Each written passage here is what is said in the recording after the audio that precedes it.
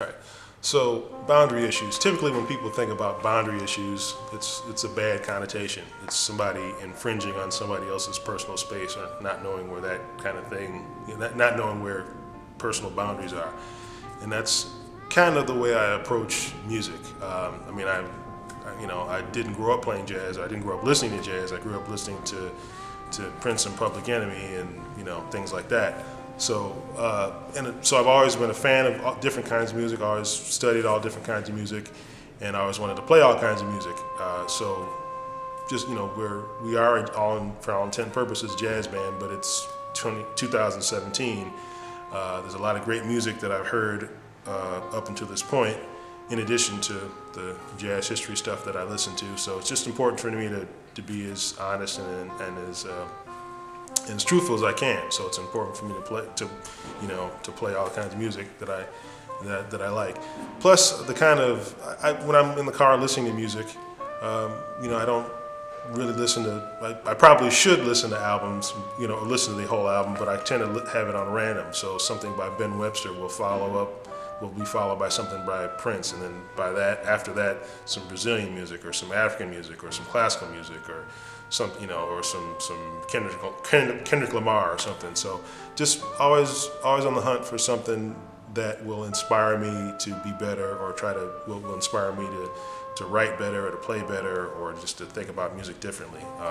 So it's just that kind of thing. It's not even so much about pushing the boundaries of music itself, but just pushing my own boundaries, pushing my own boundaries, pushing the boundaries of my bandmates and anybody that collaborates with us, and just pushing our own personal boundaries to make ourselves better as musicians. Okay, so we got 5 original songs and 4 covers. I wrote 3 songs, Damien wrote 1 song, Mark wrote 1 song, and the rest of the songs are by people as diverse as the Yellow Jackets, one of my favorite bands, the late great Horace Silver, one of my favorite composers and band leaders, and try to pick songs that are interesting for us to play, that we can interpret for an audience, at least make it so they'll enjoy it.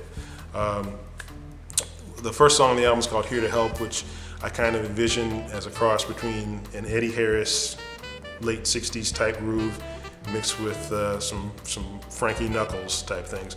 Thunder Snow is kind of an up-tempo song, original tune by Damien Espinosa. Basically, we kind of get to explore the universe on that one. We play the melody, and then we pretty much just kind of like go off to the races. And I think, in my opinion, it's group improvisation at hopefully its highest form. Blues for Dr. Fear. Blues for Dr. Fear is an original tune of mine, dedicated to my son.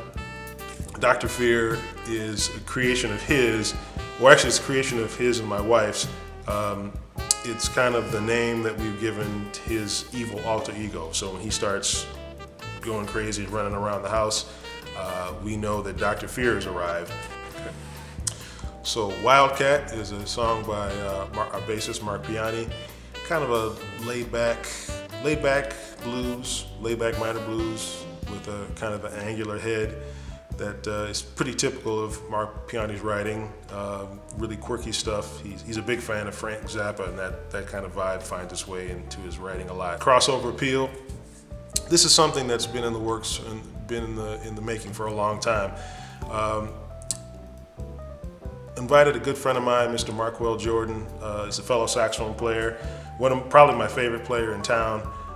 And the final song on the album is Daydream by Duke Ellington and Billy Strayhorn. One of my favorite jazz ballads. This kind of came, our idea to do this song really was the last song of the session. The other guys were packing up, and I really just wanted to do kind of a stripped down duet with just me and Damien, just playing the song. And I think we talked about the arrangement, and I think we ran like 2 takes of it. I think the first take ended up being the one that we liked, and then ended up being on the album. So this is, I'm really proud of this album for a number of reasons. I mean, in addition to the way the songs came out and everything else, this is the first time that we've ever had Typically when we record an album, it's just the four of us in the studio, me, Mark, Damien, and Steve. But this is the first time we actually reached out to other musicians to collaborate with us.